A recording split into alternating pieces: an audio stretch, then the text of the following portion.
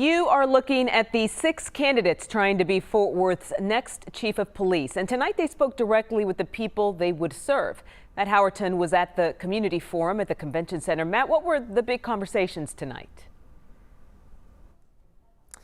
Well, Cynthia, a lot was covered, but first let's take a look at all of those candidates. All 6 are police executives. 5 are from Texas, 1 from Las Vegas. 2 are currently with Fort Worth Police, and only 1, Carrollton PD Chief Derek Miller, has actually led a department. Each candidate had their own take on reducing violent crime in a city that saw its most homicides since 1995. Last year, we heard a lot of talk about intel, community policing, partnering with the city to overcome social issues. Then accountability and trust took over the forum, especially in regard to black communities. Fort Worth PD was under the microscope in 2019 for the shooting death of a Tatiana Jefferson, which began as a welfare check.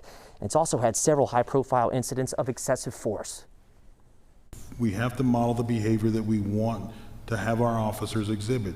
We are not going to arrest our way out of crime. I don't like hearing officers ever say the phrase, "It's not my job." We have our community members come into the class while the officers are in training, while the recruits are in training, and they share their experience of how they interacted with the Fort Worth police officer. We need to take it to them and need to foster those relationships so we can build trust. Again, every interaction, one interaction at a time. There needs to be a zero tolerance for any forms of discrimination or harassment. We need to be sitting at the table with our biggest critics and truly listening to them.